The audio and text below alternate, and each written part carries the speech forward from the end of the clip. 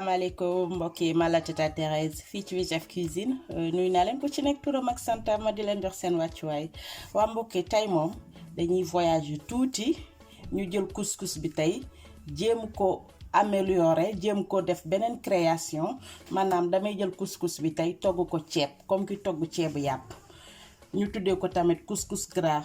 Aujourd'hui on vous présente du couscous gras et pour faire notre recette on aura besoin d'un poulet.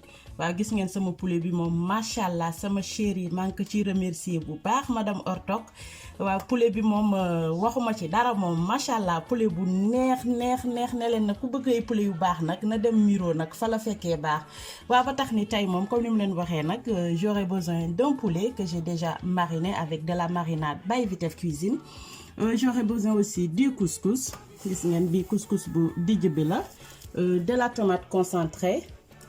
Du nokkos waaw pour nokkos bi moom je pense que je vous ai déjà expliqué lan laa def ci sama nokkos ci samay nu mu tuddati encore vidéo précédente yi j'aurais besoin aussi nu mu tuddati encore des merguez dinaa ci def tamit petit pois dinaa soxla tuuti légumes yi j'ai ici du navet de la carotte ça c'est de l'ail haché des oignons de la tomate pelée mooy tomate njamb bi et j'aurai besoin de quelques épices ici j'ai du sel du poivre blanc du paprika et du basilic et sans plus tarder on va commencer. waaw gis ngeen nag damay def fii je mets un peu de sel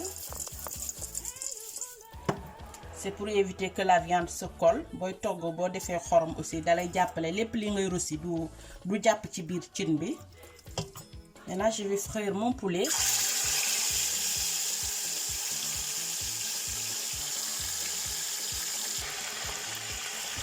Maintenant, vous avez vu, je vais laisser dorer le poulet. Poulet bi nag roofuma ko dama ko mariner gis léegi dama koy saaf ba mu doore. waaw mbokk yi gis ngeen vous avez vu j'ai fini de frire le poulet et mes merguez. Maintenant, je vais rôtir mes oignons. Voilà, pour la marmite, ne vous inquiétez pas, hein. Les trucs qui sont noirs dedans, c'est la marinade que j'ai utilisée pour mariner la viande.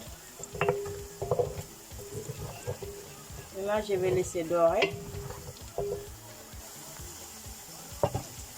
Voilà, là c'est un peu doré. Maintenant, je rajoute la tomate concassée.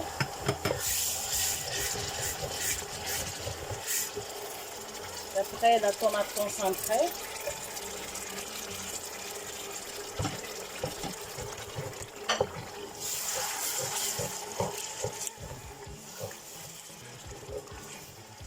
Maintenant, je vais laisser cuire la tomate.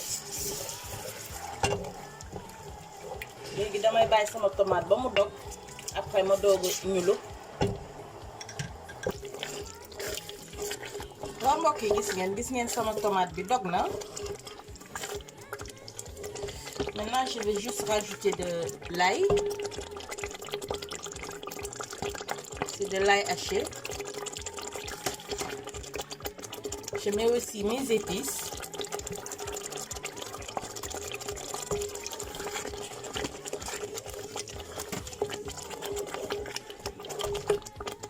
Après je rajoute le navet. Et mes tranches de carottes.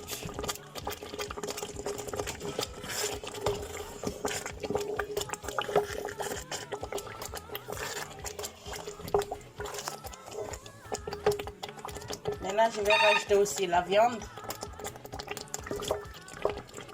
Là, je mets la viande aussi.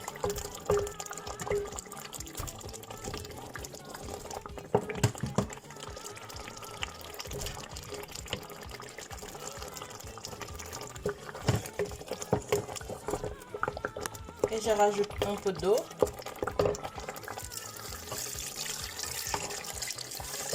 À peu près 1 litre d'eau.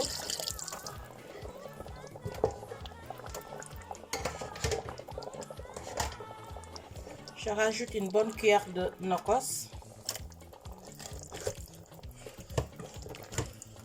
Et je laisse cuire à feu doux.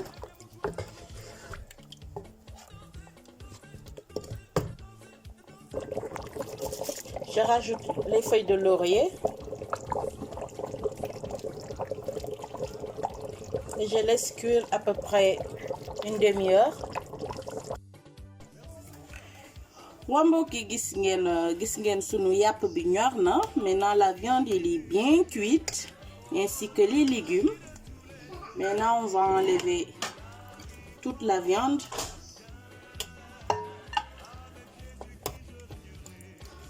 waaw gis ngeen ñor na bu baax sax.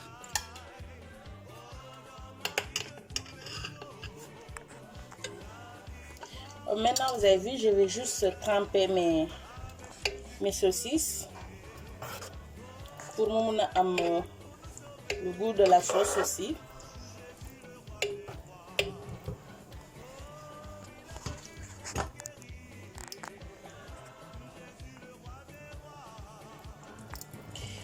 Voilà, maintenant après 2 minutes de cuisson pour les saucisses, léegi dañuy ñëw daal di génne aussi saucisses yi.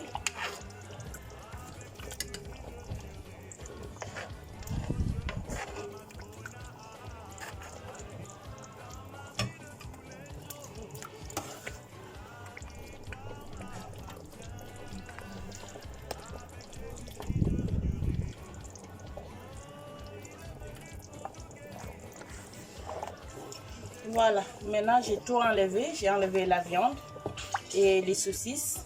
Maintenant je vais regarder le sel et mon assaisonnement aussi. Voilà, là pour le sel je vais juste rajouter un peu, c'est bon. Et pour l'assaisonnement je prends aussi juste un peu. Là c'est bon. Maintenant je vais rajouter le couscous.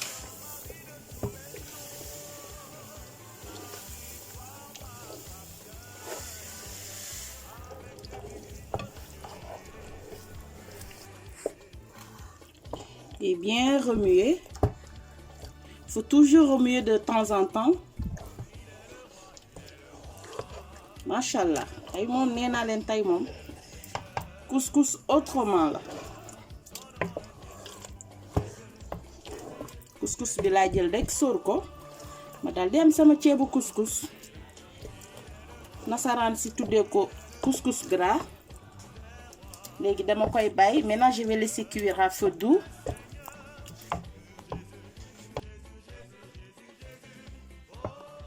Mbokk yi gis ngeen machallah gis ngeen sunu couscous bi. Vous avez vu,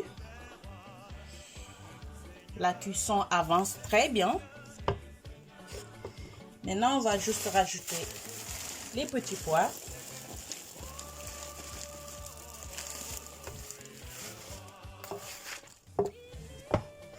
C'est ça non monsieur mon cameraman?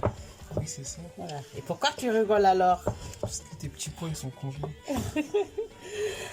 Ah, excusez-nous, hein. C'est des petits pois surgelés. Là, je vais rajouter encore.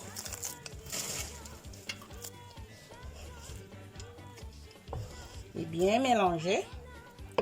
Ouh, ceebu couscous. Dara dàq ko. Couscous nga jël ko togg ko ceeb. Beneen level laa leen di tagal.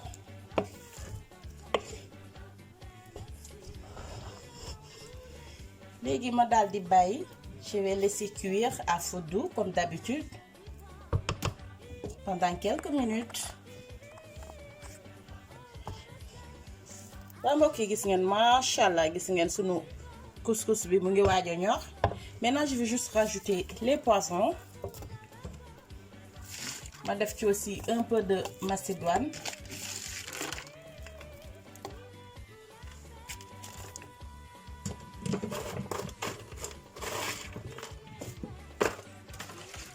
Machallah. Après il faut bien remuer encore.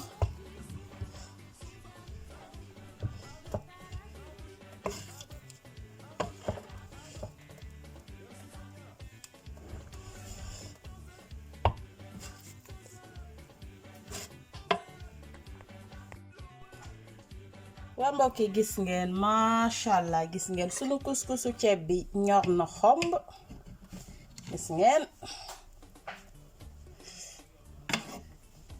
waaw léegi rek dañuy ñëw rek daal di yàq sunu reer. Maintenant on va dresser notre assiette.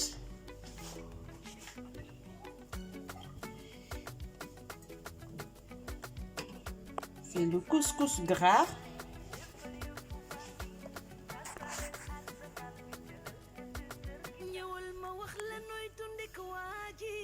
waaw ba tax ni tey moom je dédicace ma recette du jour à ma petite sœur Arlène depuis Vernon et à Marine Thiel Gomis et à la maman Juliette et à mon grand frère depuis Sénégal Keba Korea. Keba Korea, je te dédicace ma recette d'aujourd'hui. À ma sœur Kinta Dacosta et à Mariam Chango. À mon grand frère Dominique Sabdou Mendy aussi depuis Pikine. Machallah. Et à ma chérie Marie-Jeanne. C'est ma chérie bu ñaawul boobu depuis Sénégal. Madame Ortok aussi. waaw ba tax ni nag di ko may tamit samay chers abonnés comme d'habitude gis naa li ngeen di def nu ngeen ci taxawoo kontaan ci yéen rek gis ngeen couscous boo ko jëlee togg ko ceeb xam nga maa ngi koy répéter plusieurs fois ça veut dire que dafa neex essayer leen ko seen kër du ngeen ko rëccu benn yoon te du ngeen ko regretter képp ku ko mës a essayer aussi ku ko mënti essayer du moins tu m'envoies un message.